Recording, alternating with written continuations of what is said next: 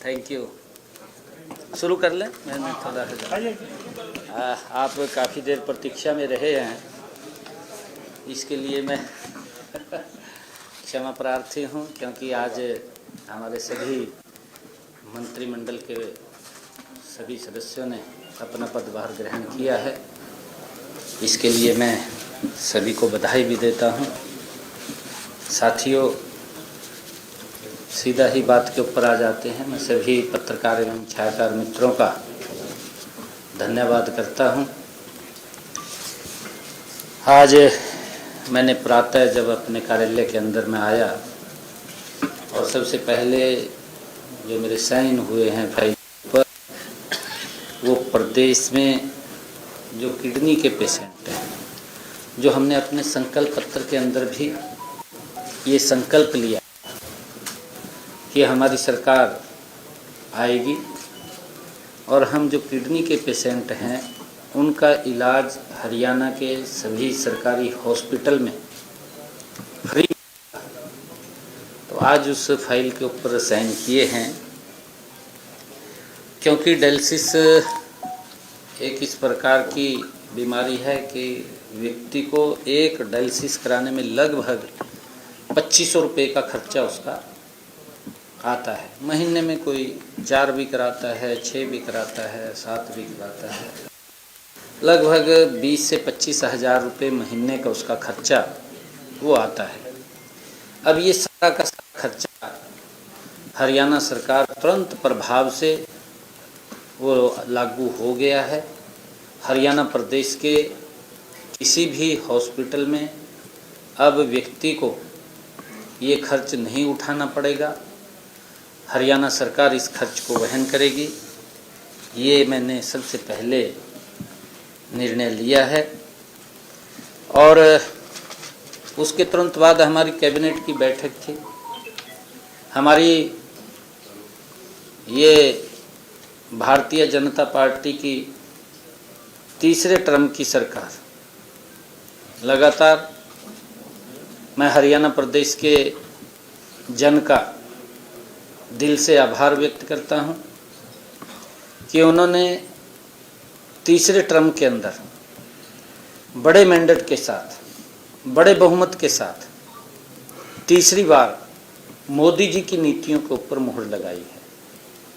हमारी सरकार ने पिछले 10 वर्षों में ईमानदारी से लोगों के हित में काम किए हैं। विपक्ष ने जिस प्रकार का एक वातावरण, एक नैरेटिव सेट किया, मैं हरियाणा प्रदेश के लोगों का दिल से आभार व्यक्त करता हूं कि जो वो नैरेटिव विपक्ष ने खड़ा किया था उसको धराशायी करने का काम हमारे हरियाणा प्रदेश की जनता ने किया है, उसका जवाब दिया है। क्योंकि हमारा किसान हमारे लिए सम्मानित है, हमारा युवा हमारे लिए सम्मानित है, हमारे प्रदेश की नारी हमारे लिए सम्मानित है, हमारे प्रदेश का जो गरीब व्यक्ति है उसका सम्मान करना हमारी सरकार का दायित्व है। मुझे खुशी है कि ये सरकार को जो चुना है, ये गरीब व्यक्ति के द्वारा चुनी गई सरकार है। ये हमारे प्रदेश के अंदर, प्रदेश के 2,80,00,000 लोगों ने इस सरकार को चुना है। मैं सभी का दिल से आभार भी व्यक्त करता हूं। परंतु इस सरकार के चुनाव में जो भूमिका रही है, वो भूमिका इस प्रदेश के जनमानस की बड़ी भूमिका रही है। मैंने जैसा कहा भी है कि कांग्रेस ने इस प्रकार का नैरेटिव, इस प्रकार का भ्रम लोगों के अंदर खड़ा किया था कि ये सरकार कोई काम नहीं कर रही है, ये सरकार जा रही है, किसानों को भड़काने का काम किया। वो सारा का सारा उनका जो कृत्य थे वो सामने आ रहे हैं। उन्हीं के बीच में से ही लोग उस बात के ऊपर क्वेश्चन मार्क कर रहे हैं। कहीं ना कहीं युवाओं को अविश्वास में धकेलने का काम कांग्रेस ने किया। हमारे हरियाणा के खिलाड़ियों को भी यूज किया। जो हमारे खिलाड़ी हैं, हमारे गौरव हैं, हरियाणा प्रदेश का गौरव है, जो इस देश का भी गौरव है, जो इस देश को सम्मान दिलाने का काम करते हैं। कांग्रेस ने उन खिलाड़ियों को भी यूज किया है।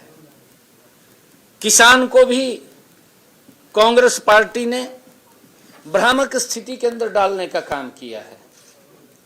युवाओं को किस प्रकार से उन्होंने पर्ची खर्ची बांटने के आधार के ऊपर अपनी बातें कही हैं। गरीब को लंबे समय तक कांग्रेस पार्टी लॉलीपॉप देती रही। उनके हित में जो मजबूत काम पिछले 10 वर्षों में हमारी डबल इंजन की सरकार ने मोदी जी के नेतृत्व में किया है, वो ऐतिहासिक काम किए हैं। और जब सरकार 10 साल पूर्ण करती है और 10 साल पूर्ण करने के बाद जब हम जनता के बीच में वोट के लिए जाते हैं, तो हरियाणा प्रदेश की जनता ने खुल करके मोदी जी की नीतियों का समर्थन किया है, उनके ऊपर मोहर लगाई है और कांग्रेस के उस नैरेटिव को धराशायी कर किया है। चाहे उन्होंने किसान का मुद्दा उठाया है, चाहे उन्होंने खिलाड़ियों का मुद्दा उठाया है, चाहे उन्होंने गरीब का मुद्दा उठाया है, सभी मुद्दों के ऊपर कांग्रेस के उस नैरेटिव को, क्योंकि ये झूठ का एक प्रोपगंडा खड़ा किया था, उस प्रोपगंडे को 5 तारीख को कमल के बटन के ऊपर मोहर लगा करके हरियाणा के लोगों ने वो जवाब देने का काम किया है। मैं दिल से हरियाणा के लोगों का बहुत बहुत धन्यवाद भी करता हूं, उनको प्रणाम भी करता हूं। और जैसा मैंने कहा है कि जब मैंने ये फैसला लिया डायलिसिस का, उसके तुरंत बाद हमारी कैबिनेट की बैठक थी।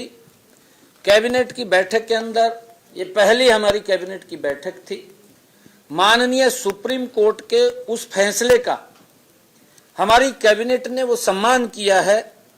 जो एससी में वर्गीकरण का मामला था, वो तुरंत उस माननीय सुप्रीम कोर्ट के फैसले को सम्मान देते हुए हमने ये फैसला किया है कि जो वर्गीकरण के ऊपर माननीय सुप्रीम कोर्ट ने कहा था, आज से ही लागू करने का फैसला हमने लिया है।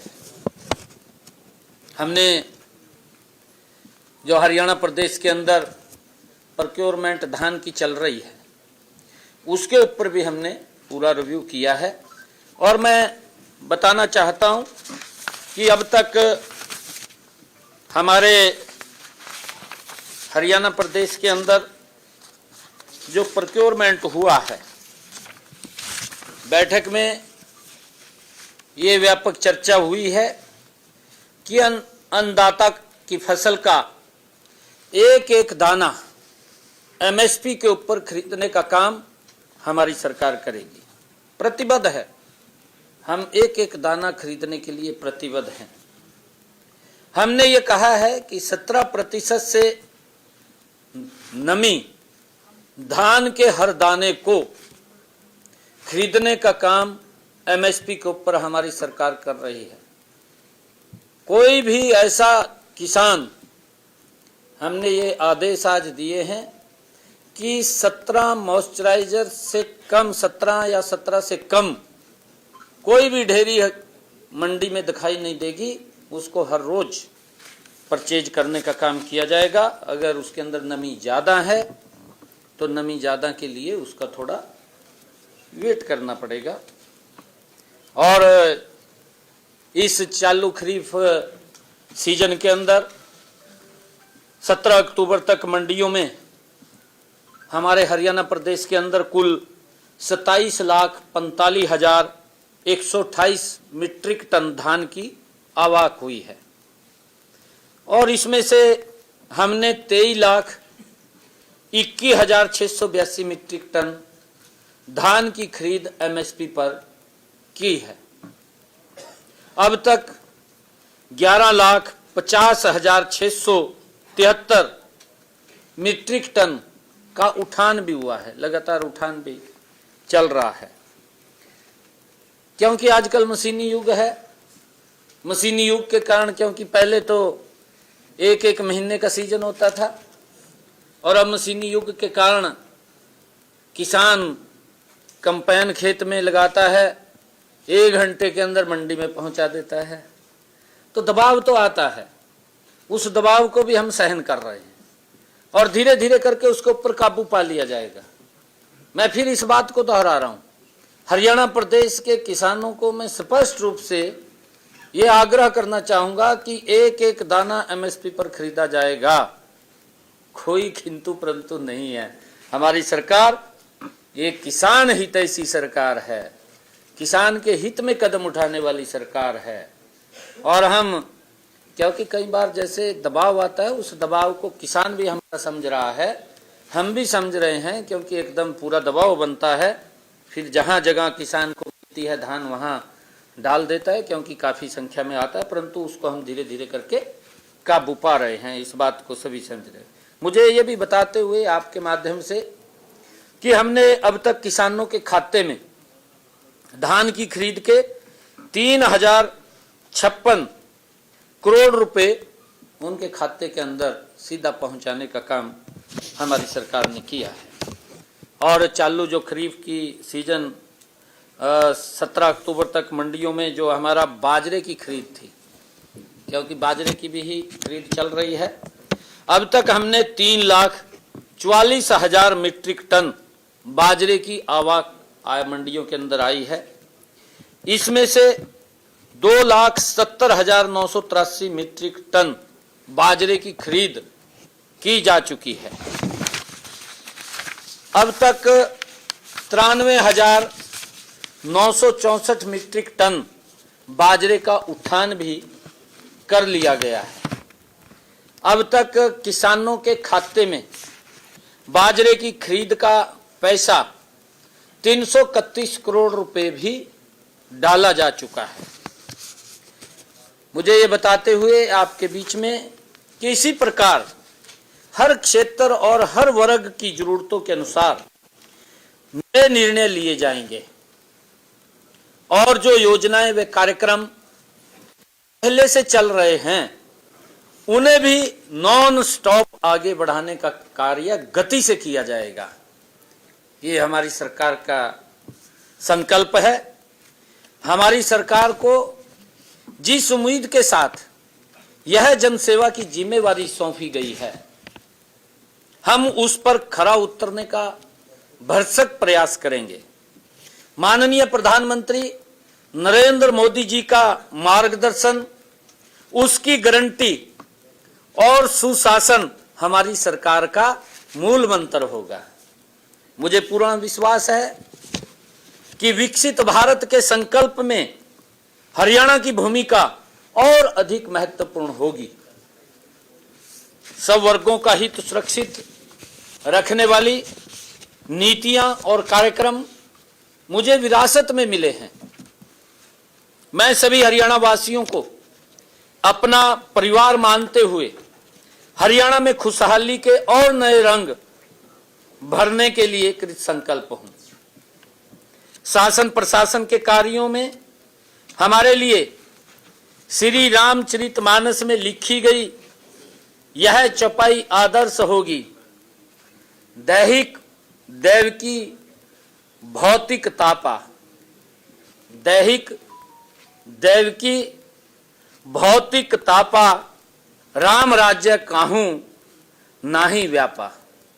अर्थात राम राज्य में मनुष्य शारीरिक, सांसारिक और दैविक परेशानी से मुक्ति होता है।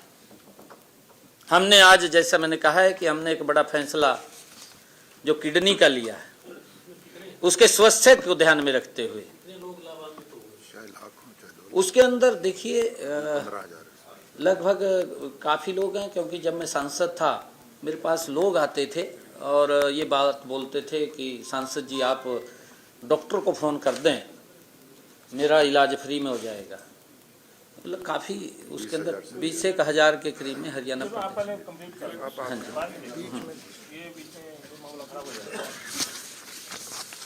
और क्योंकि हमारी सरकार, जो आदरणीय प्रधानमंत्री जी की नीतियां हैं, मैंने कहा है कि ये सरकार हरियाणा प्रदेश के आम जनमानस गरीब व्यक्ति ने इसको प्राथमिकता के आधार के ऊपर चुना है। और आने वाले 5 वर्षों में हमारी सरकार मोदी जी की नीतियों का अनुसरण करते हुए, जो आदरणीय मोदी जी ने ज्ञान की बात कही है, गरीब, युवा, अन्नदाता और नारी के सशक्तिकरण के लिए हमारी सरकार कृत संकल्प है। हमने लगातार हरियाणा प्रदेश के अंदर बिना पर्ची, बिना खर्ची के युवाओं को रोजगार देने का काम किया है।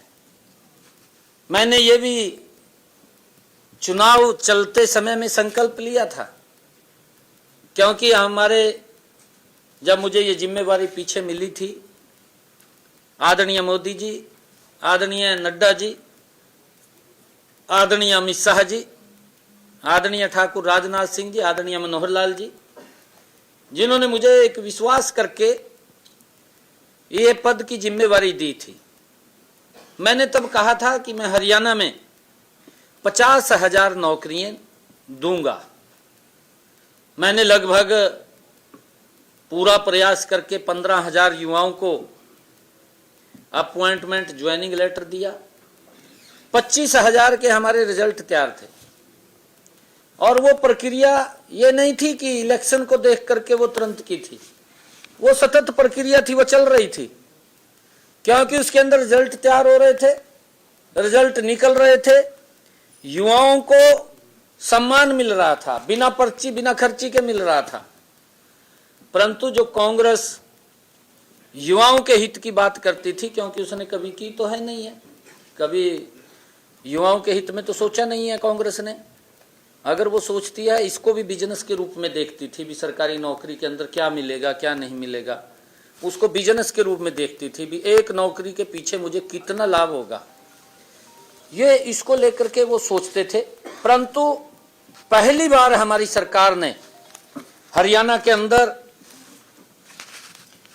बिना पर्ची, बिना खर्ची के युवाओं के अंदर एक बड़ा विश्वास वो बनाया है, और हम उसके ऊपर कृत संकल्प हैं। मैंने कहा है कि ये सारी की सारी चीजें मुझे विरासत में मिली हैं। आदरणीय मनोहर लाल जी ने संकल्प लेकर के इसको आगे बढ़ाया है, ये निर्णय किया है, और ये जिम्मेवारी अब मेरी है कि हम इसको उसी गति से आगे बढ़ाएंगे। बिना पर्ची, बिना खर्ची के हरियाणा के युवाओं को रोजगार देना, ये हमारी सरकार का दायित्व है। और मुझे खुशी है कि जब कांग्रेस ने कोर्ट के अंदर जाकर के, चीफ इलेक्शन कमीशन के पास जाकर के उन युवाओं के सपने को धराशायी करने का काम किया, उनके जीवन में अंधेरा डालने का काम कांग्रेस ने किया कि रिजल्ट नहीं निकलेगा, और फिर उन्होंने इस प्रकार की बातें शुरू की कि मेरे हिस्से में इतने आएंगे, मेरे हिस्से में इतने आएंगे। उनकी जो भावना, मूल भावना समझ में आ रही थी, वो ये थी कि जैसे नौकरियां 2014 से पहले भ्रष्टाचार के आधार पर मिलती थी, वो नौकरियां दोबारा फिर उसी आधार के ऊपर मिलनी शुरू हो जाएंगी। ये भय हरियाणा प्रदेश के युवाओं के अंदर था कि कहीं कांग्रेस सरकार जिस प्रकार का नैरेटिव सेट किया था, क्योंकि हमें यह भी मालूम है कांग्रेस की सरकार में माननीय हाई कोर्ट ने लिखित रूप में कांग्रेस के हरियाणा स्टाफ सिलेक्शन कमीशन जो युवाओं को नौकरी देता है, उसके बारे में प्रतिक्रिया ये दी, लिखित रूप में कहा, आदेश के अंदर कहा कि ये लाले की दुकान खोल रखी है क्या। इस प्रकार के कोर्ट के कमेंट सरकार के कांग्रेस के प्रति लोगों के, युवाओं के अंदर यही भय था। परंतु हरियाणा प्रदेश के लोगों ने एक बड़ा विश्वास वो भारतीय जनता पार्टी की नीतियों के ऊपर किया, बड़ा मैंडेट दिया, और हमने तुरंत, जो मैंने कहा था कि मैं शर्त बाद में लूंगा, पहले युवाओं को ज्वाइनिंग लेटर दूंगा, आज मैंने भी ज्वाइन किया है, आज 25,000 युवाओं ने भी ज्वाइन किया है। ये मेरे लिए बड़ी खुशी की बात है। जो हमने कहा उसको पूरा किया है और हमारी सरकार गरीब कल्याण को समर्पित रहेगी। अन्नदाता के विकास और समृद्धि के लिए काम करेगी तथा नारी शक्ति को और मजबूत करने का काम करेगी। मैं एक बार फिर से आज आपके माध्यम से ऐसे लोगों को चेतावनी देता हूं जो आपराधिक गतिविधियों में शामिल रहते हैं।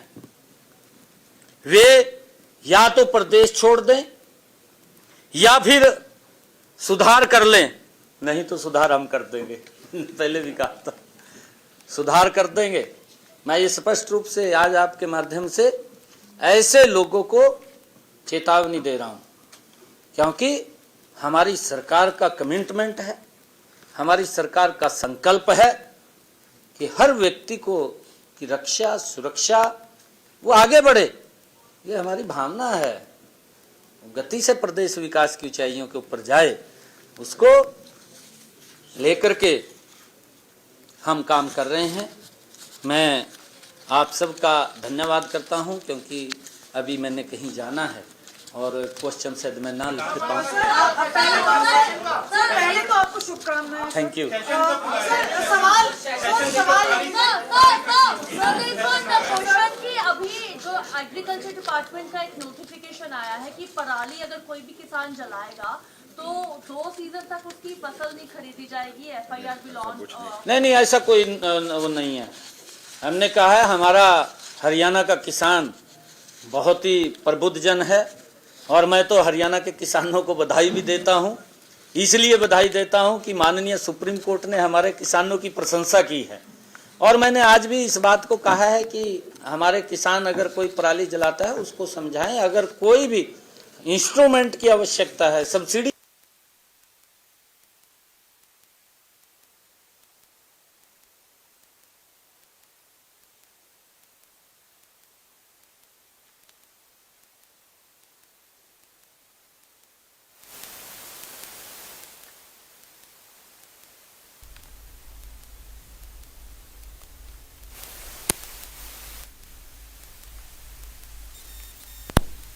सभी हमारे माननीय विधायकों की औथ होगी और वो जल्दी ही हम 1-2 दिन में ही डेट उसकी तय कर लेंगे। आजकल नहीं कर लिया हमने मुझे हाँ और सेशन का भी हमने जल्दी ही, ये त्योहार है, त्योहार के बाद तुरंत सेशन बुला लेंगे, परंतु उससे पहले हम और सभी विधायकों की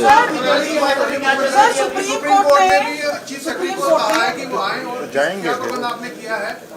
उन्होंने कहा है कि कोई पेनल्टी कोई एक्शन नहीं ले रही है सरकार। चीफ सेक्रेटरी जाएंगे सुप्रीम कोर्ट? नहीं, माननीय हमारे चीफ सेक्रेटरी साहब अगर माननीय सुप्रीम कोर्ट ने बुलाया है तो वो जाएंगे और वो जवाब भी देंगे। हमने क्या क्या काम किए हैं हमारे पास, क्योंकि किसानों को जागरूक करने के लिए। और मुझे ये खुशी है, मैं फिर ये बात रिपीट कर रहा हूँ कि हमारे हरियाणा के किसान बहुत ही जागरूक हैं। मैं तो बहुत हमारे किसानों को प्रणाम करता हूँ। मैं इसलिए करता हूँ कि जो भी बात हम बोलते हैं उसको वो अक्सर लागू करते हैं। कोई भी हमारा किसान पराली नहीं जलाएगा। हम माननीय सुप्रीम कोर्ट को इस बात से हमारे चीफ सेक्रेटरी साहब अवगत कराएंगे। प्रधानमंत्री जी के साथ भी बैठक हुई थी आपकी, एनडीए की जो काउंसिल ऑफ चीफ मिनिस्टर्स की बैठक थी, क्या मसौदा था? नहीं, देखिए ये एनडीए के सभी मुख्यमंत्रियों की माननीय प्रधानमंत्री जी ने बैठक लिया है। जो माननीय प्रधानमंत्री जी की नीतियां हैं, जो काम हैं, जो योजनाएं बन रही हैं, उन सब के ऊपर और हर प्रदेश के अंदर क्या क्या स्टेट अलग अलग हट कर के काम कर रहा है, उसको एक दूसरे के बीच में साझा करना। एक फैसला आपने लिया था, जॉब सिक्योरिटी को लेकर के एक फैसला लिया था, वो लागू हो गया पूरी तरह से, क्योंकि HKRN में 1,20,000 से और जो जॉब सिक्योरिटी का कोई दिक्कत नहीं है किसी को। ऑर्डिनेंस था, उसका बिल लिया, उसको कोई दिक्कत नहीं है किसी